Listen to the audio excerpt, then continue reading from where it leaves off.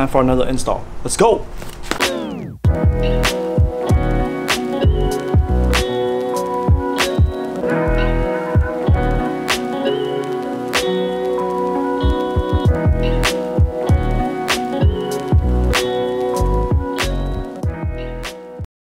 What's good, fam? Back to another install video. Man, we're outside right now. It's nice, bright, and hot Texas weather. That's why the sun is beaming in my face, but we're gonna do this install right now. We're gonna install this aftermarket screen for all my 14 and 17 IS. Y'all know the struggle. Definitely need this mod. I've been wanting to do this for years now, but I'm just lazy. And I got an opportunity now, and we're gonna do it. And I've been missing out. Let's not waste time. Let's get into it. Let's go.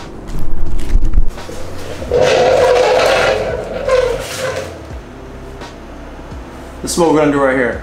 Aftermarket Android screen install, the 10.3 compared to the I don't know what 7 something inch on our screen. Yep. Hopefully it won't take too long. Just direct plug and play. The only thing is taking the stuff apart is gonna take a bit. Plus I gotta record this video, so it'll take a lot longer. But other than that, this is the back. It's the screen. Don't worry about the bubbles and stuff like that. I have a screen, well, it comes with a screen protector that you can peel off. I'm gonna leave it on for now. I have something coming tomorrow that I'm gonna replace it with to help it not scratch even more. So let's get to it. The only tools you're gonna need for today mainly is just screwdriver and trim tool removal. Not much. For this video, I'm gonna try to go as direct as possible. I don't want to talk too much since there's a bunch of stuff you have to do. I'm gonna go here, take this, do that, take that off, unscrew that. We're gonna get straight to it, so it'll be easy for y'all, straightforward. Let's go. Now this is what you get in the box. You have your screen, of course. You go in there. You have all your connectors. The plastic trim on top, which I'll show y'all in the video that you need to replace because you need this one to fit for the aftermarket screen. And all your connectors. The GPS, your mic, your aux cord, your main connectors, the trim. Nothing too crazy. First thing you need to do is take this panel off. Now you can use the tool trim if you have any, or for me, I'm so used to it, I can really start popping on the edge right here and pull out. If you haven't done so, don't worry, it just comes out. You have one here, here, and here. Easy.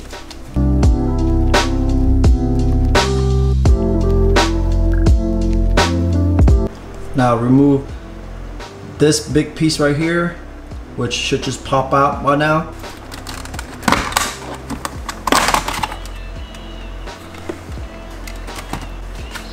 Gonna do the same thing on the other side. Won't show y'all, same process, same thing. So next step, we're gonna take out the cup holder, which is right there, and all it is hold by some clips. We're just gonna pop up from this side right here and then pop it up. Pull it from this side first, pop it up. Now it's loose, and then you kind of slide this out. You're gonna have one connection, which is for the mouse, which is fine. Unplug it, boom, put it back somewhere. We're gonna take this part off. By doing that, we need to put the shifter in neutral so we can pop this up. I'm gonna remove my shift knob first.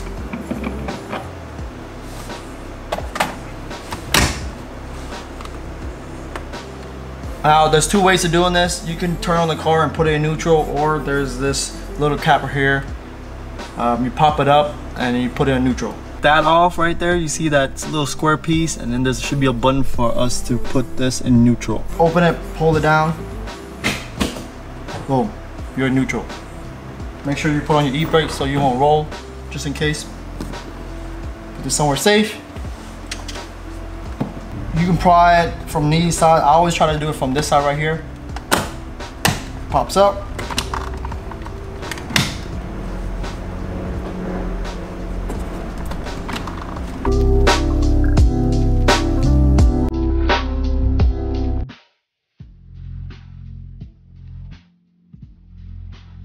plugs behind it. Just unplug them, you should be fine.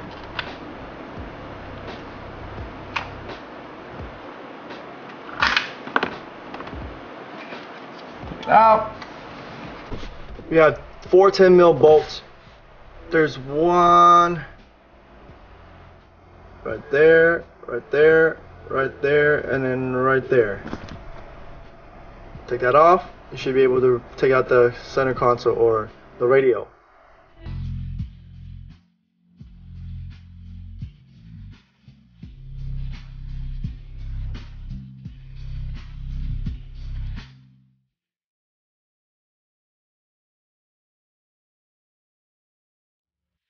We unbolt them. Time to pull it out. It's gonna be scary at first, but don't worry. Go from the bottom. So that comes out.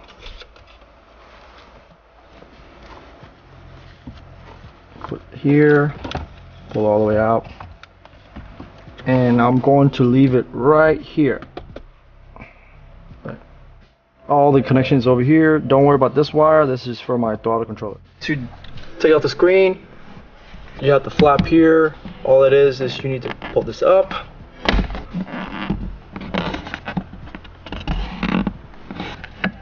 Pull it up. Make sure you don't pull, and then you pull to the side this way, and then it comes out. Because there's this little hook thing, if you can see, comes up. Pick it out. 2 10mm. Unbolt that. Those. Pull from the side here. Both sides. Now you should be able to gently squeeze it out. Skip this part. Take it on the screen. Very simple. Just a blue and black plug. And you have this clip right here. It's easy to take off when you come look in the back. Push up here on the bottom and it comes slide out. So what the back of the screen looks like. OEM. Simple. Put this to the side. My car is a 14350 IS with the Mark Levinson package, F Sport. So the wiring for, depending on your car, what car you have and the package you have, might be different. Mine, the main head is this one big pin piece right here that, you know, it's an adapter you use. So, and then this goes all the way up here. Now the screen on the back has multiple ports. You know, it goes here, here, and then you have this stuff, and you're gonna reuse the blue one right here and then the black one, but you're gonna have the adapter for that one. The painful part is for most people is where they hurt their hand, cut themselves and stuff like that, is putting the wire through this crack back here all the way up here to route it. Now that's the last resort I'm gonna do. I'm gonna try something different. I have a cord going through here. I'm going to try tying it up and pulling it up and see if it goes through. If it does, it's gonna save me so much time and headache and not get injured. If it doesn't, then I have to go the old-fashioned way. So we're gonna try that and we'll see how it goes. So my idea worked. What I did is I kind of went ahead and did this smaller cable just to see. So I put this wire in first and then I tie it up and I used the rope to kind of pull it down, and then once it's done, it was easy. I didn't need to use my hand all the very top. The only thing I did was I kind of went in there and reached for the ends of this and then pull it back out. Other than that, super easy. Now all we have left is this big one, which I'm gonna go this way in instead of course, you know, I can't go down that way. So I'm gonna go this way in, which I'm gonna tie the rope, do the same thing but reverse, and we'll see how that goes. Alright guys, I did it. Didn't record because, well, it's not like a foolproof solution. It's just a lot better and I don't have to go all the way in and cut myself. I mean, I still need to like guide it in, but other than that, got it out. I tied both of them together. I used the rope and I pull it up. Now the only part that's hard is that when you're going on this way and the spot's kind of small, it's gonna get caught on. You just gotta do it one by one and pull one, doesn't matter which one, through first, and then try to pull the other one. Other than that, I mean, once these two comes out, it's easy. Look, I have all of it right here already, all the wires right here. I'm basically done. I just gotta plug it in to here on the back end and plug everything together, and we're gonna start it up. I have the OEM plug here. I'm gonna plug the pigtail, or however you call it, to the end of this. That, there you can see. Now, of course, like I said, I don't have to show you because it's just one plug, and on top of that, everybody's wires are going to be somewhat OEM black wire, which is the plug, which is this one. It's going to go into this socket.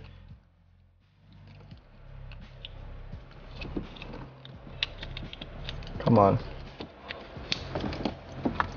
And then the other end is the yellow plug. You have this. What you're gonna plug in is the blue, these two, and then this one. I also have a GPS, which I'm gonna plug it in anyway. Doesn't hurt. I'm not plugging in the mic because it's just not great. I'm just gonna use phone calls through the OEM car Bluetooth. Man, I have to say, trying to do this install and recording also, it's pretty difficult, but I'm going by. I'm almost done.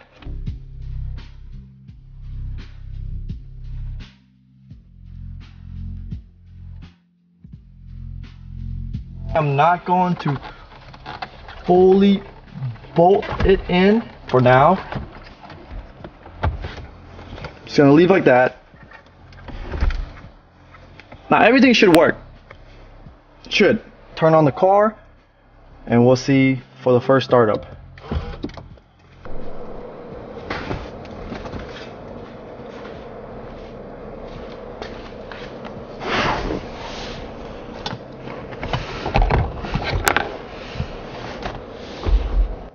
Quick little, pretty responsive.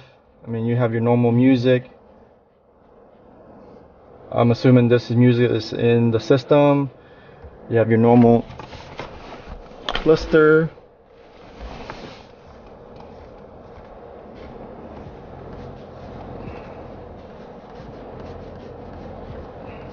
It's pretty cool. It's good, everybody. Just giving y'all a quick update. It's about a few weeks later after I did install on the Carplay. Here to give y'all an honest review about the whole system. Disclaimer, most of these products are basically the same from China. You're gonna get around almost the same similar experience wise, but some other company might tweak the product a little bit here and there, but in general it all comes from around the same place. I'm gonna start the car. I'm gonna show y'all how long it takes to start up, boot, everything.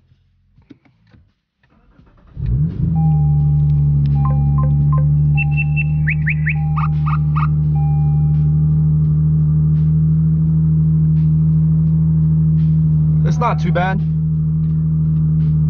but I would say it's about a normal startup for, say, most of the time you get this screen. Depends on when you last had it.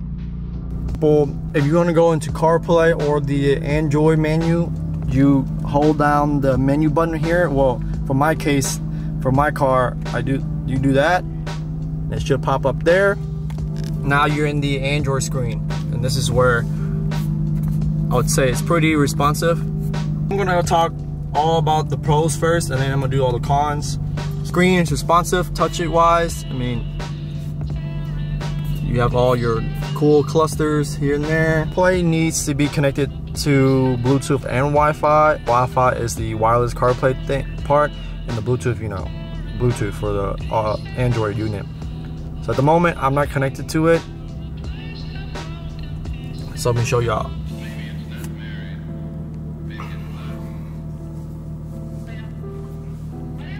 I'm connected to the Bluetooth of the CarPlay. screen. This Android right here, you see, that's the CarPlay. So with this unit, it's about 50-50, as it will auto connect me, or I'll have to come in manually to the Wi-Fi thing and connect it. In this situation, I'm doing that, and it's still saying, now it popped up, the CarPlay. So pros for this one is that, of course, you have CarPlay, and when it does work, it works just fine. Everything works. I haven't had an issue with the CarPlay itself. Can't complain much. Screen, I can just customize everything. Boom. Go to all the apps. Look at that. No problem. It's 50 that it would auto connect the Bluetooth and Wi-Fi together, and I can just wait a little bit and it'll connect. But sometime I have to manually go in here to Wi-Fi to connect to it, and then the CarPlay works. Now with this unit, you need both. You can't just connect to Bluetooth or Wi-Fi. You need to do both to CarPlay to work. That's probably the annoyance of it, is that, like I said, it's 50-50 chance it'll auto connect, and you have to manually go in there and click on the app to start up the CarPlay. Another con, I would say, for my case, the Mark Levinson with the joystick, is that once you go into the Android screen and try to use the mouse, it's very sensitive. So you have to, like, if you try to use it normal, it's very sensitive. Look how sensitive it is. And I'm doing this. You can barely see my hand moving. If you try to use normal, you see how it's like kind of not lagging, but it just can't register because it's so sensitive. So here's my pros and cons of the unit. Pros: CarPlay works as it should be, perfect. Whenever I'm using it, music-wise, Google Map, Waze, anything that it goes with CarPlay works fine. I don't have a problem with it. I love the bigger screen. The screen sensitivity-wise is great. There's no lag when I'm scrolling to the menus and stuff like that. I had any issue with heating issue, nothing like that.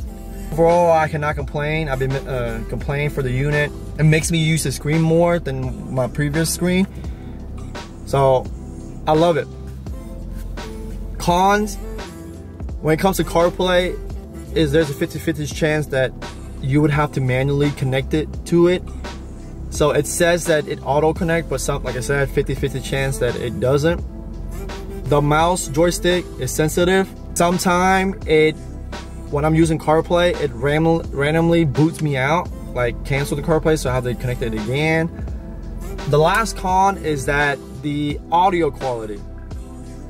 The screen uses mainly the aux port to play music or audio wise, and it comes with an aux cord. You have to plug it in, and if you know you play stuff to aux, quality wise it's not that great. So I mainly use Bluetooth, but for you to use Bluetooth, you have to manually switch audio source from aux or this unit to your OEM Bluetooth to play anything. So it's just a little annoyance of that. And phone calls, of course I didn't use their mic, but at the same time I just want to whatever. So whenever somebody wanted phone calls, I would have to manually switch to the OEM Bluetooth system. Overall, I mean, I can't complain. I bought the unit from another person that they gave me a discount out of, so for the price point, I can't complain. CarPlay to work, and it works, just takes a little bit of work sometimes. I wanted a bigger screen, which I have. Other than that, it's like, I hope you like the straightforward install, and if you're gonna do it, take your time and double check everything before you put back everything and bolt it in. If you already have the CarPlay module from a screen different like that, comment below how you feel about it and what difference that you have than mine. Thank you. Please like, comment, subscribe. And remember, don't let anybody tell you you can't do something. Deuces.